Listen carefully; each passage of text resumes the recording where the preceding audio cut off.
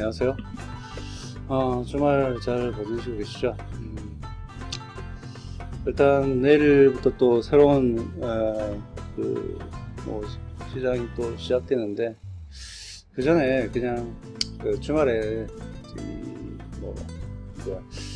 어떤 섹터에 대해서 수급별로 어떤 섹터가 지금 현재 텐션을 갖고 있는지 일단 먼저 좀 아이디어를 가지고 다음 주를 대응하면 어떨까라는 생각이 들어서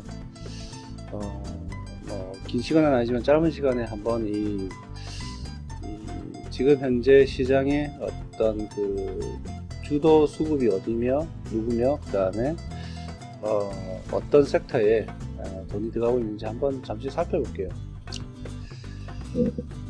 지금 이제 제가 이게 띄워놓은 게 있는데, 이게 이제 주가 지수에 대한 내용이 여기 나와 있는데, 일단 먼저 이 그래프를 보시면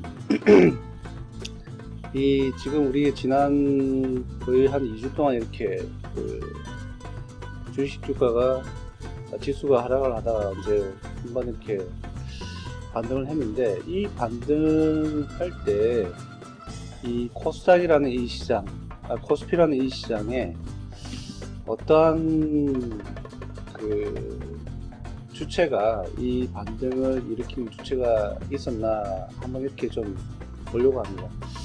일단 지금 그래서 제가 이쪽을 자세히 들여다 보니까 지금 현재 이 주가가 반등할 때 외국인이 이제 어느 정도 이렇게 반등하는 어떤 그런 힘을 실어줬고, 그 다음에 이 기간 전체로 보면 기간 전체도 이렇게 어느 정도 이게 반등하는데 전혀 이제 큰 힘은 아니지만 일단 어느 정도 반대 매도세를 유지하지 않았기 때문에 일단 힘이 되었고, 그 다음에 좀 눈에 띄는 건 기금이 사실은 기금이 들어올 만한 어떤 그런 상황이 아닐 텐데도 불구하고 일단 어느 정도 좀 약간 들어왔습니다. 그래서 있는데, 근데 이제 그 무엇보다도 여기에서 가장 크게 느끼게 보여주는 게 여기인데요. 이게 지금 보면 이게 금융 투자라는 어떤 그 주도 세력, 수급 세력이 상당히 많이 이제 이 지수가 막 이렇게 계속적으로 하락할 때 끌어올렸어요. 끌어올렸는데, 금요일날 일단 끌어올리다가 이게 이제 좀 지수 자체가 반등을 하니까 이게 차익 실현이 어느 정도 일부 나온 것 같아요. 전체 다 나왔다기 보기에는 아주 그렇고, 꾸준히 여기서부터 바닥에서부터 쭉 올라왔기 때문에 아직은 더 남아있다고 보는데, 하여튼 금융투자가 이 시장이 지금 반등하는 데 있어서 제일 큰 어떤 그 기여 세력, 주도 세력이었고, 그 다음에 두 번째로는 외국인이었다, 이렇게 지금 이제 판단이 됩니다. 그 외에 이제 그 사모펀드나 뭐 기타 등등 이런 조금씩 일단 있지만, 그 기여도를 볼 때는 이 두 가지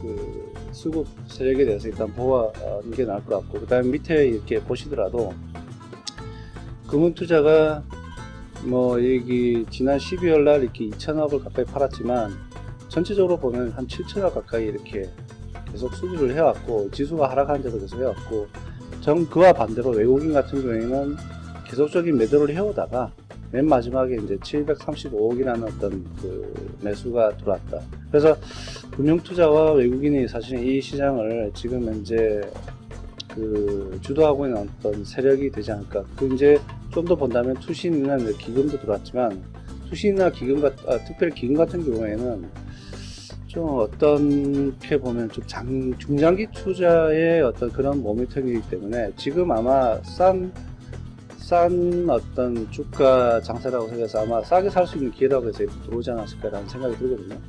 물론 사모펀드 같은 경우에는 이게 잘 봐야 되지만 지금 그렇게 특별한 어떤 그 수급 자체는 없지만, 비교를 해본다면 외국인 수급하고 그 다음에 금융투자 수급이 가장 눈에 띈다.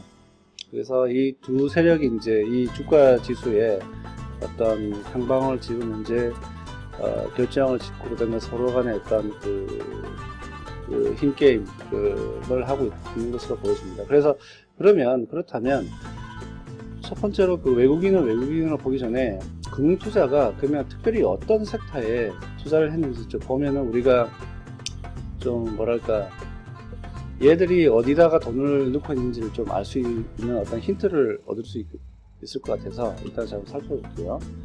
지금 금융투자에 대한 어떤 이 수급이에요. 그러니까 금융투자가 어떤 섹터에다가 지금 돈을 넣고 있는지 보니까 일단 뭐 이 하루, 그러니까 이 금요일날, 지난 금요일날을 제외한 나머지는 보면은 제조업, 이게 이제 제조업이거든요. 제조업과 전기전자에 많이 넣고 있었어요. 그 다음에 금융업, 이렇게 눈에 띄는 건 전기전자와 금융업이 눈에 띄는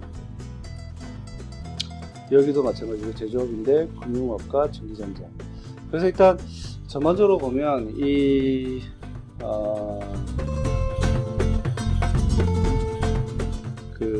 이 금융투자는 여기에서 보시다시피 전기전자와 그 다음에 금융업에 상당히 많은 어떤 매수세를 꾸준히 넣고 있더라 라고 일단 지금 보여줍니다.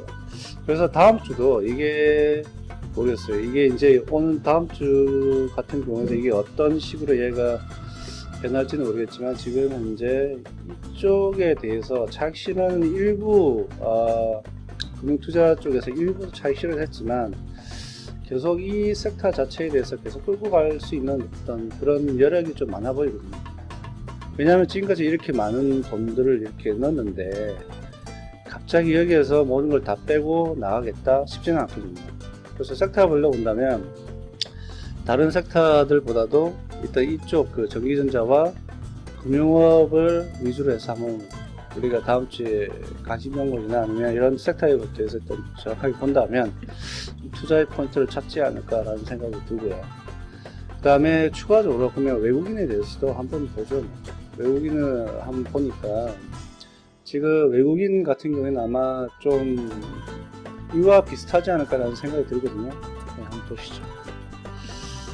네, 이 외국인에 대한 수급, 섹터별 수급을 보니까 지금 어때요? 뭐 이 두 섹터는 전혀 뭐 움직이지 않은 섹터입니다. 상관없는 거고, 이 지수가 반등을 할 때 같이 반등을 한 섹터는 전기전자와 지금 보면 뭐 의약품은 오히려 좀 마이너스가 되는 것 같고, 외국인 같은 경우는 통신업을 이렇게, 근데 크게 의미를 두기에는 좀 약간 그렇지 않나.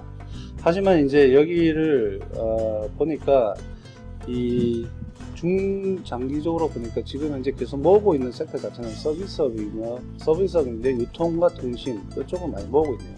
근데 전기전자는 지금 현재 많이 이렇게 빠져 있었어요. 지금까지 이렇게 수급이 빠지다가 지금 요번에 이제 이렇게 올린 거죠. 그래서 일단 지금 현재 이쪽 전기전자 섹터에 대한 느낌이 아무래도 외국인하고 기관이 볼 때 일단 많이 싸졌다라는 어떤 그런 느낌이 있는 것들 같아요. 그 메이저 수급가는. 그래서 이쪽에 지금 이제 개인 투자자들이 계속 던질 게 아니라 사실은 이쪽 그 전기전자나 그 다음에 금융업 또는 모르겠어요. 이건 지금 현재 크게 그겁니다. 유통통신업 쪽에 관심을 가지고 가야 되지 않을까. 특별히 이제 이 전기전자 쪽은 던질 때가 아니라 사실 이제 사모아야 될 때라는 생각이 듭니다. 밑에 이제 보면은 외국인 같은 경우는 이게 갑자기 수급이 이렇게 들어왔죠. 3,200억. 전반적으로는 한 주가 지수 자체는 735억인데 이 전기전자에만 1,200억. 이게 이해 안 되시는 분은 어떻게 해야 되냐면 주식 그 주가 지수 전체로는 730억이 그 넷 그러니까 그 매수 매도를 네팅해서 서로 이제 그 플러스 마이너스해서 735억이지만 이 섹터별로는 산 것도 있고 판 것도 있어요. 그래서 이 판 돈을 여기다 갖다 붙고 이렇게 서로 이렇게 이동시킨 거죠. 돈을 흐름을. 그러다 보면 전기전자에다가 오히려 엄청난 많이 돈을 갖다 넣었어요. 그 구멍에 대한. 그래서 관심을 가져야 된다. 전기 섹터를 보시라는 말씀을 드리고, 그 다음에 코스닥 같은 경우에도 한번 이 리딩 분석을 한번 해보죠. 이 코스닥 같은 경우에는 지금 이 지수부터 먼저 한번 보는 게 의미가 있을 것 같은데, 이 코스닥 지수에 대한 수급을 이제 그래프로 먼저 확인해 볼게요. 이 지수가 이렇게 하락을 하고 그 다음에 반등을 했어요. 똑같이 코스피와 비슷하게. 이걸 일으킨 주도 세력은 누구냐? 물론 바로 밑에 보이면 외국인이 어느 정도 힘을 발휘했다는 것은 보여져요. 하지만 그보다 강하게 나오는 게 누구예요? 금융투자예요.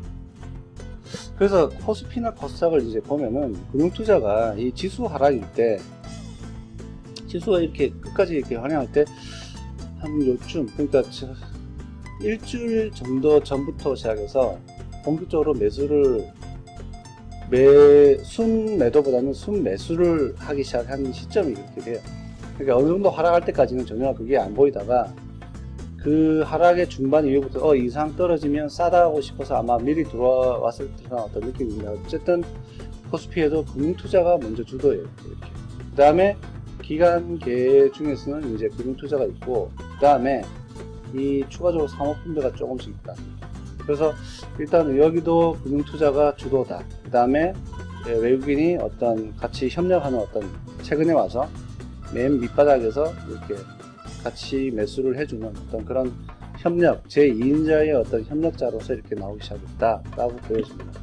그래서 여기 밑에서 이제 보면은 외국인은 이제 쭉 팔았어요. 전체적으로 보면 한 3천억 가까이 팔았지만 최근에 이틀 동안 조금 이렇게 매수세가 들어왔고, 기관 같은 경우에는 이렇게 쭉 매수세가 있죠. 근데 기관의 총 이 매수 금액보다 금융투자 혼자 이렇게 매수한 금액이 5,200억 가까이 됩니다. 상당히 큰 거예요. 그래서 금융투자가 뭔가 이 지수가 하락되면서 이 싸지는 어떤 이 시점을 어떻게 이게 뭐 이 시점이라고 봐야 될지는 모르겠지만 이 시점 이후에 본격적으로 매수하기 시작했다. 자, 그러면 여기서 또 궁금한 건, 그러면 이 기관 투자자 그러면 돈을 댔는데 어디 섹터에다 돈을 넣었나? 이거 한번 보면 또 우리가 어떤 정도 힌트를 좀 얻을 수 있잖아요. 그래서 금융투자가 돈을 넣은 섹터를 일단 한번 이렇게 한번 보니까, 이 지수가 이렇게 하락하고 반등할 때 어디다면 우량기업 위주였는데 제조라고 돼 있어요. 근데 여기 파란색 이 섹터를 한번 볼게요. 제조, 그 다음에 여기 밑에 녹색은 코스닥 IT 종합이에요.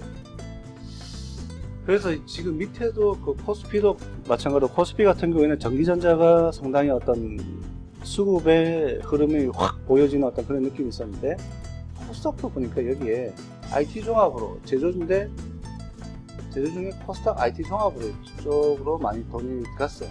그 다음에 그 외에도 뭐 코스닥 신성장기업, 오랑우랑 이런 게 그만그만하게 밑에 몰려 있지만, 지금 보면 제조에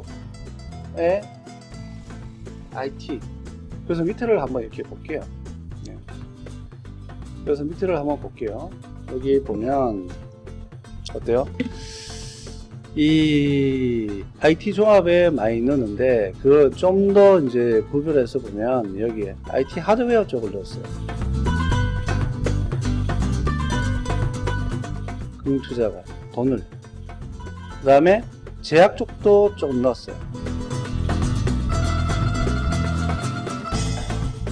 그리고 뭐 유통이나 이런 거 있는데, 일단 뭐 포커스를 하기 위해서 다음 주는, 그래서 어떻게 보면 우리나라가 지금 이제 다음 주에 어떤 그 기간이나 수급의 관점에서 관심 부분을 본다면 IT 전기전자와 관련된 것, 그 다음에 IT 하드웨어, 그 다음에 제약이라고 보면 될 것 같다는 생각이 듭니다. 수급적으로 보면은.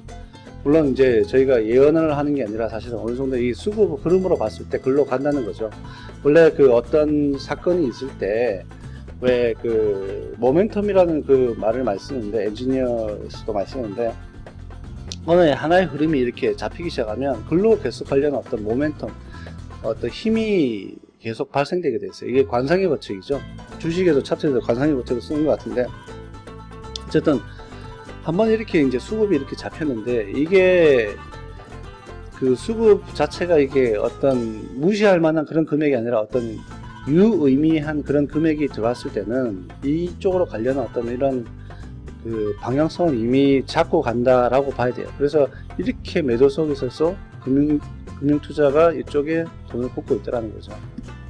그래서 여기에 섹터에 있는 기업들을 관심을 가지고 보면은 다음 주에 투자를 하는 데 있어서 어느 정도 투자 아이들을 얻지 않을까 라는 생각이 듭니다.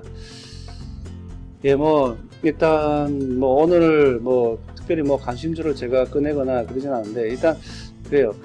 요거도 한번 해드려야 되겠네. 그러면 주가지수적으로 이렇게 했지만, 그러면 여기에서 우리가 봤던 IT 하드웨어 쪽에 주도주는 그러면 주도하고 있는 세력들은 누구냐? 물론 금융기관일 거예요.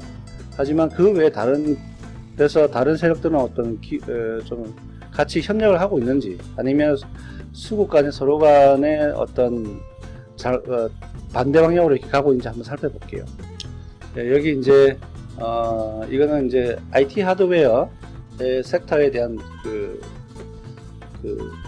수급별, 주도 수급별 어떤 그걸 보고 있는데, 보면은 이쪽에 여전히 이 섹터에 대해서는 우리가 분명히 금융투자가 주도 세력이라는 걸 봤어요. 넘버원 주도 세력. 그 다음에 좀 전반적으로 봤을 때 이게 이 세력하고 자기 혼자만 이렇게 나간다 그러면 사실은 좀 많이 이 주가를 떠받치거나 아니면 이렇게 올라가기 힘든데, 협력 세력이 외국인도 이게 대해서 같이 동의하고 같이 가지고 있어요. 그래서 그게 좋아 보여요, 포인트가. 그 다음에 여기 보면 일단 사모펀드 자체도, 이 돈 투자를 잘한다는 이 사모펀드 자체도 이쪽에 섹터에 대해서 긍정적인 시각을 유지하고 있는 것 같아요. IT 하드웨어 쪽에. 그래서 저는 이쪽에 다음 주에 본다면 이쪽에 이제 잘 보고 들어간다면 좀 어느 정도 성과가 있지 않을까. 아마 이 차트를 보시면, 기업의 차트를 보시면 이렇게 했다가 이렇게 반등하는 이런 모양들이 많을 겁니다. 왜냐하면 이게 금융투자하고 그 다음에 외국인이 최근에 이제 해봐야 한 3-4일간 아니면 많으면 일주일 동안 이렇게 돌리는 이런 주가 지수는 이렇게 돼서 이렇게 됐지만, 그 전부터 아마 이 개별 주식들은 조금씩 올리기 시작했을 거예요. 그래서 이런 모양의 차트를 찾아서 저평가, 그러니까 가치가 싸진 이 기업들을 이제 추가적으로 매수해 나간다면 좀 성과가 좋지 않을까라는 생각이 듭니다. 이런 분석을 통해서 어느 정도 아이디어를 얻을 수 있는 거죠. 뭐 쉬시는데 일단 저도 이런 걸 주말에도 이렇게 생각을 해보다 보니까 이걸 한번 공유하고 싶어서 이렇게 영상을 올립니다. 뭐 다음 주 투자를 준비하는 데 있어서 어느 정도 도움이 됐었으면 좋겠습니다. 네, 감사합니다.